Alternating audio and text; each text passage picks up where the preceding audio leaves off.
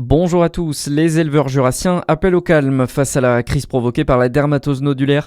Alors que les actions des syndicats agricoles s'intensifient dans tout le pays, deux agriculteurs du département ont interpellé la ministre de l'Agriculture.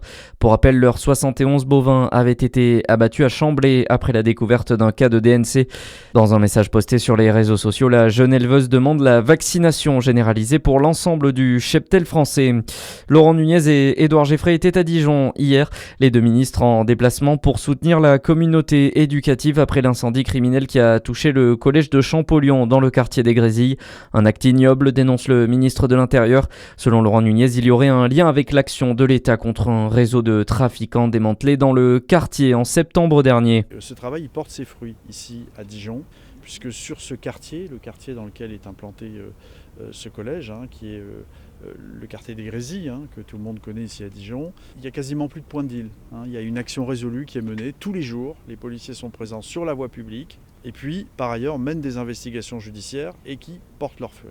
En septembre dernier, 7 têtes de réseau du secteur, du territoire ont été interpellées grâce à une action qui a été menée par les policiers et qui a permis de tuer quasiment l'ensemble des points de deal qui existaient sur ce territoire. Propos recueillis par Charlie Chevasson pour Fréquence Plus. Le ministre de l'Éducation Édouard Geffray était aussi sur place. Il promet de rescolariser les élèves dans le collège ou à proximité immédiate après les vacances de Noël. Un médecin soupçonné de harcèlement sexuel en Côte d'Or. Le procès d'un médecin généraliste des hospices civils de Beaune comparaît aujourd'hui devant le tribunal correctionnel de Dijon. Il est accusé d'avoir tenu des propos ou comportements à connotation sexuelle par 7 plaignantes. Elles sont pour la plupart des professionnels de santé.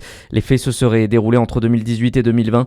Le mis en cause, lui, a été suspendu il y a 5 ans. À noter que l'hôpital s'est également constitué partie civile.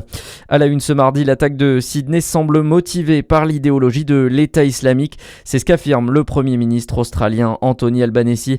La police indique avoir retrouvé 2 drapeaux de l'organisation État islamique dans la voiture des assaillants ainsi que des bombes artisanales.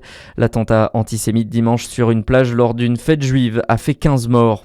L'ancien chef de la brigade des mineurs de Rouen suspecté d'agression sexuelle sur 2 adolescentes.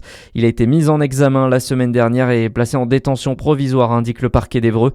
Un grand nombre d'images pédopornographiques également retrouvées sur son téléphone et un disque dur. Les 2 victimes étaient âgées de 12 et 13 ans au moment des faits. Et puis Thomas Coville est parti à l'assaut du trophée Jules Verne. Le navigateur et son équipage de Sodebo Ultime 3 ont franchi la ligne de départ dans la soirée au large de la Bretagne. Ils vont tenter de battre le record du monde à la voile sans escale et sans assistance, record détenu par Francis Joyon. À suivre la météo en détail sur Fréquence Plus.